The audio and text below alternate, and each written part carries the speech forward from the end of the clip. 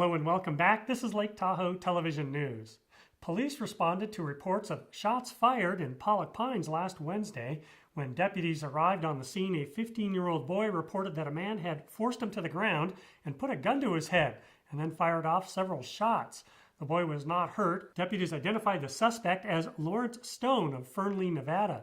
He was located inside a nearby apartment and arrested. Police say they found a loaded semi-automatic handgun on Stone as he was taken into custody. And in Colfax, a man was arrested after police chased him up Interstate 80 and ended in a crash. Police got a report that 38-year-old Joel Baumgartner of Auburn had been drinking and taking pills and had just gotten into his car and driven away from his home. A Placer County deputy saw him driving and tried to stop the man, but Baumgartner just kept on driving, sometimes at high speeds, until he crashed into a parked trailer at Sierra RV Center in Colfax. But he didn't stop there. Baumgartner reportedly tried to get his car unstuck by ramming a police vehicle and several other trailers. He then walked away and had to be tased by police before being taken into custody. He was taken to a local hospital for evaluation. Vail Resorts posted good news this year, that is for everything except its Lake Tahoe resorts. Season pass sales were strong and its real estate sales were up, prompting company CEO Rob Katz to announce an increase in the dividend it will pay to its stockholders, 41.5 cents a share, which represents a 100% increase from last year. The company announced a net income of nearly $60 million this year. Vail Resorts' Tahoe properties didn't do as well, though. Visitation at Tahoe Resorts was down by 27% compared to last year. Meanwhile, skier visits to Colorado resorts grew this year by about 12%.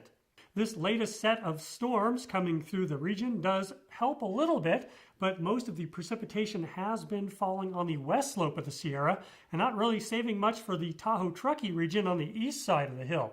Here's footage of light snow falling on a mostly empty Boca Reservoir north of Truckee. Now this is the latest NOAA radar map showing rain and snow falling in the Sierra, but notice how it disappears before getting to the Tahoe area.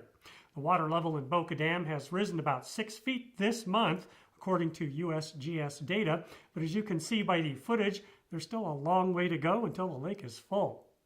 Southwest Gas Company will be replacing a natural gas line along the west shore starting this April. The work will coincide with a Caltrans project to install new erosion control measures along the same stretch of Highway 89 South. The project will cause 10 to 20-minute traffic delays during construction, which is expected to last all the way through October. The stretch of Highway 89 South affected runs from Sunnyside to just north of Grand Labakan Road. Southwest Gas has set up a telephone hotline to answer your questions about the project. South Lake Tahoe Police, the CHP, and other area law enforcement agencies will be looking for drivers using their cell phones or texting during a month-long zero-tolerance crackdown.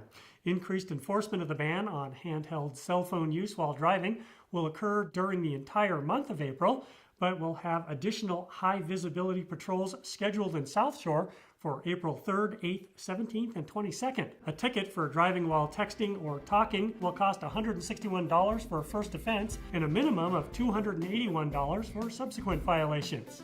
From the Lake Tahoe Television News Studio, I'm Robert T. Scott.